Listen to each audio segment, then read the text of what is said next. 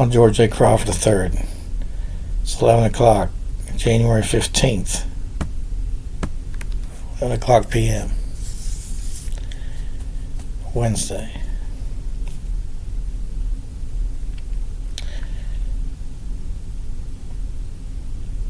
I own token shares of Comcast and on CNBC.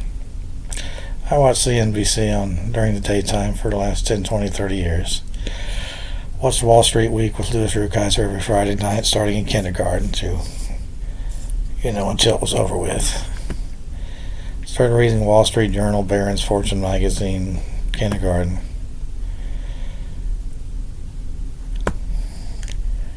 Started having work interactions dealing with Merrill Lynch in Overland Park, Kansas, the Plaza in Kansas City, Missouri, Smith, Barney, and Penny Weber when I was 16.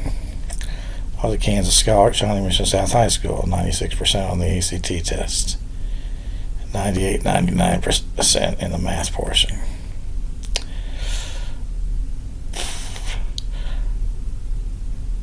Precedents were established at that time that just because you own the place doesn't mean you get a paycheck. You're no different than everybody else, and any owner gets 100% legal respect for their ownership no matter who they are. Nothing wrong with that. So I went to college, finished my high school diploma, went to college. I'd worked in Woolworths, different than everybody else, no matter what, and all screwball shit and murder gossip in that store at Metcalf South, the biggest Woolworths in the world. I just went to work there because it was close to Mom and Dad's house. Dad said to get a job. You want to live in my house, you better get a job. Senior year of high school, I worked there at Woolworths. I got out at lunch, went to work at Woolworths, and went to Johnson County Community College and took college English. Went to Oklahoma State in 1979, August. I went there with the offer of an engineering scholarship. So I made a certain grade point. Joined the Beta Theta Pi fraternity. My dad was a Beta at the University of Pennsylvania in the Ivy League. My uncle was a Beta at Westminster, and a bunch of my dad's friends were Betas, and they were talking up Betas and everything. So Betas had a big house there in Stillwater, a big house, a lot of tradition, especially in athletics. I was no top athlete, but I was a Kansas scholar, and I was a legacy. So I joined the Beta House when they asked me if I wanted to join it. I could have joined some other fraternities, but legacy and everything, I joined the Beta House. And then after I got in there, I was, other people started telling me they've got the worst hazing of any fraternity on campus at Oklahoma State, which, some fraternities have a hell semester. They have a hell week. They have a hell semester, which was true. And all that hazing kind of took my grade point below the scholarship standards. I didn't get the scholarship, but I finished what I started, the fraternity, pledged it, and became a Beta in March of 1980. My grade point was never the same after that. Precedents with fraud and crap with grade points starting in high school at Shawnee Mission South really made me have little faith in grade point, not a lot of credibility in it, a lot of crap and fraud. So, I just, it is what it is, and I'm not going to worry about it. I graduated with a BS in Mechanical Engineering in 1983 in 4 years. I consider that getting a 4.0. Since 90% of the people who started day one flunked out, dropped out, whatever. Very few people graduated in 4 years. I was one of them. I applied to several master MBA schools, KU, Texas, Purdue. I applied to Purdue for the engineering reputation and numbers reputation, my 99 percentile in math. And Purdue's top ranking in the national rankings, top 10. Number 4 public. Number 13. And I ended up going to Purdue Krannert. Orientation, they had a poll showing Purdue number 3 in the country. Now, it may not have been that poll was in 1983. They didn't specify. They may have been bullshitting a little bit that the poll may have been 5 or 10 years old. I don't know. heard that stuff like that, but it was good enough. We was in top 10, top 20. It's good enough. Well, what's the big deal? Oh, you're no different than everybody else. Big deal. And of course, first semester as a finance teacher, Wilbur started teaching the efficient market theory.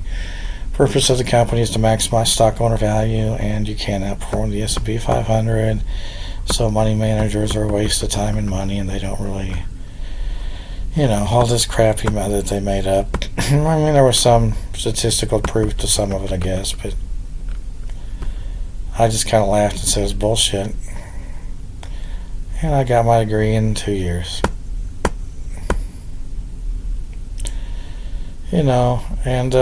This Wilbur was saying we teach you all useful information the first semester.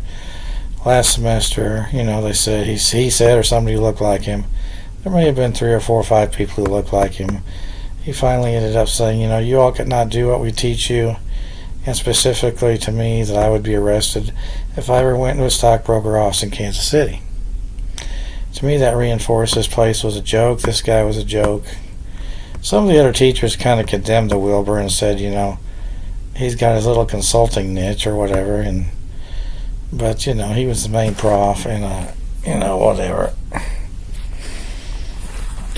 I was so disgusted with the place. I did not show up to graduation ceremony. I left West Lafayette, came home because I was owner through my dad of a small chain of movie rental stores, Video Corner, 3 stores in Olathe, 1 in Prairie Village, 10, 20, 30, 40 grocery stores.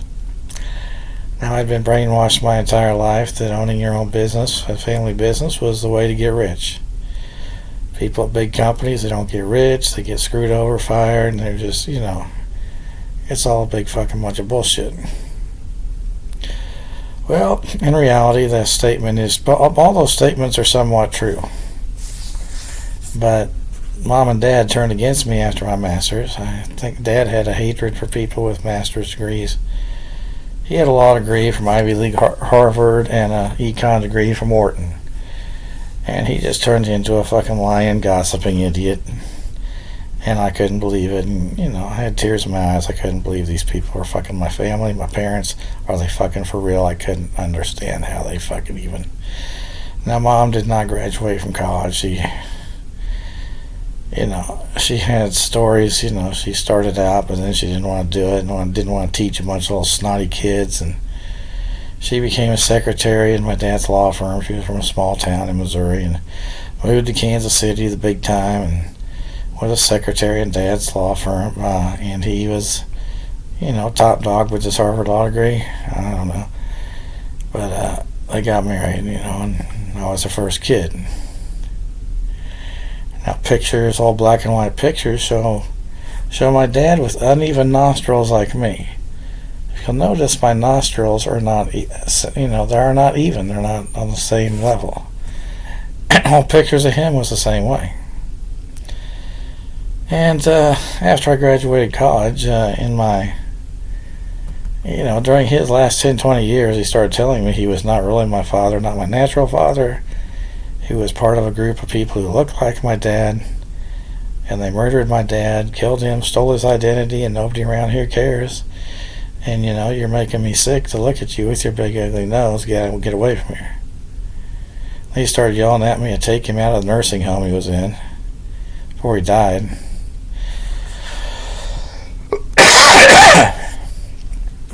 I have no idea who that lunatic was.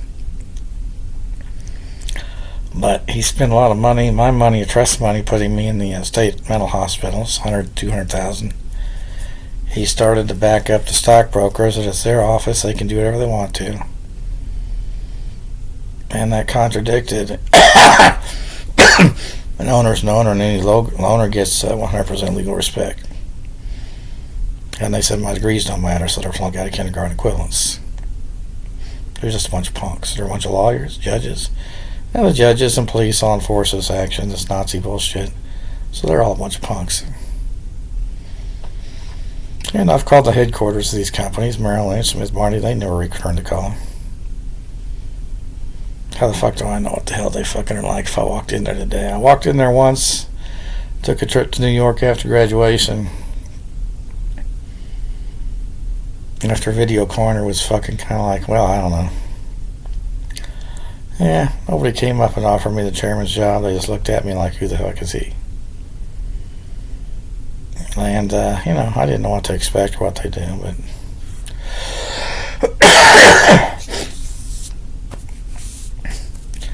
Video Corner, the dad wanted to buy 50%.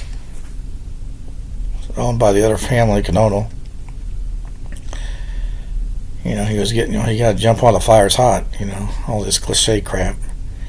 I said, the reason they're selling at the peak, they're projecting sales to continue to double every year in the future, and the sales are not going to continue to double every year because there was no competition with these stores. Now they've got bigger, better stores offering lower prices and a lot more movies than we do, and sales are not going to double anymore.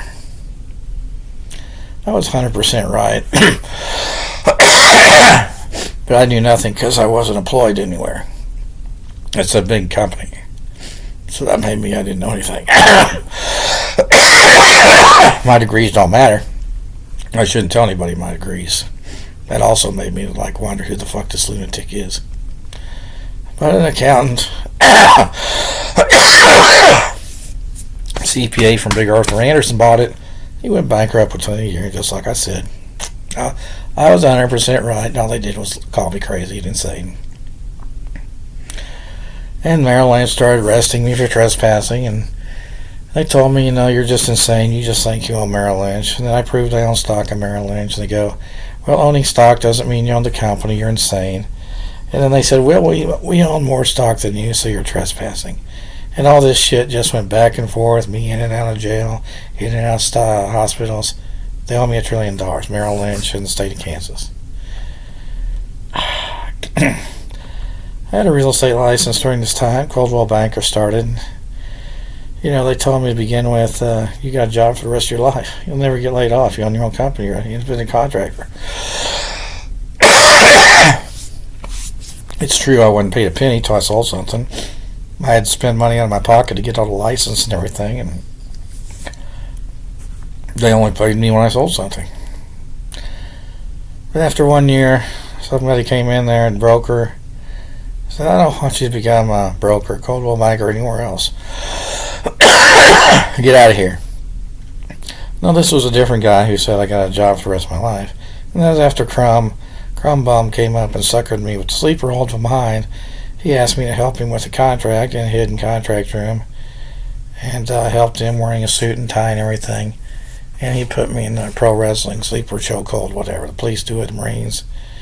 He claimed, I guess, he was a pro wrestler in college to pay for his college degrees, and I guess everything that jackass said was just a fucking lie. There may have been 2 or 3 guys who looked like each other, I don't fucking know. But that was the end of my Coldwell Banker, and that was really the end of my real estate.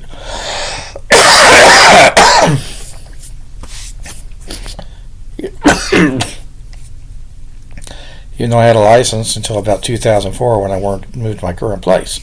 We're a different Coldwell Banker franchise. After Coldwell Banker went bankrupt in Kansas City, I guess they opened a few privately independent franchises. And one of them was in charge of selling these kind of townhouses where I live. And, they said they were making $10,000, $20,000 a month and asked me if I'd work here for them. I could walk into any real estate company with a nice coat and tie on, dressed up nice. Oh, yeah, come on board. We'd love to have you here. But then they did research on me and said no, and then they said, no, we can't hire you because of my trespassing crap at Merrill Lynch. And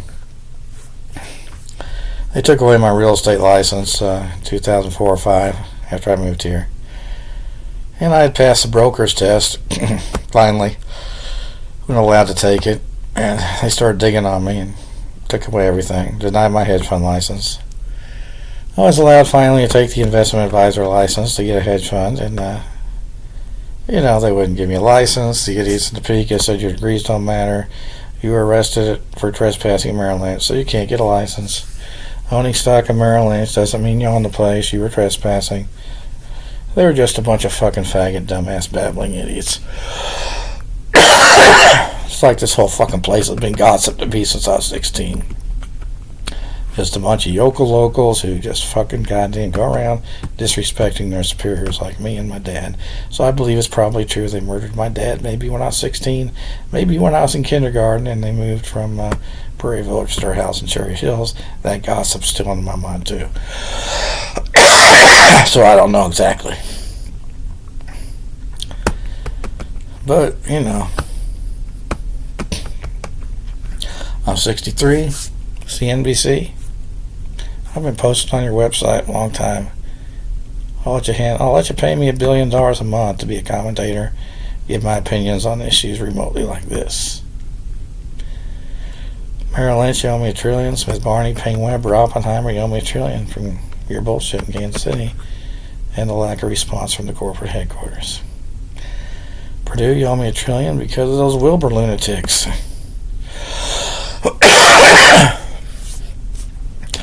I don't know if they're behind the trespassing issues or part of it or warning me, but they had no credibility, and there was more than one of them. In fact, some of them appeared from by my house yelling at me. And at Oklahoma State, IBM, Harry and Bill, or people who look like them, you know, threatening me about IBM at graduation when I wasn't even applying to work at IBM. IBM, I will allow you to pay me $1 trillion right now today. $1 billion a month contract paycheck.